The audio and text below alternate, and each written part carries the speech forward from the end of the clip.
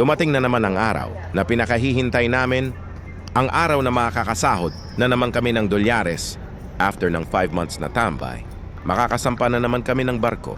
Tatambay muna kami dito sa OFW Lounge habang nag-aantay kami ng flight namin.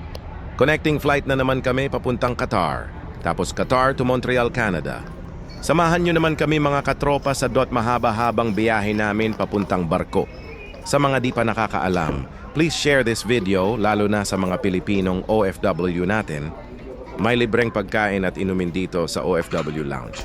Para sa paalis ng mga kababayan natin, makikita ang OFW Lounge.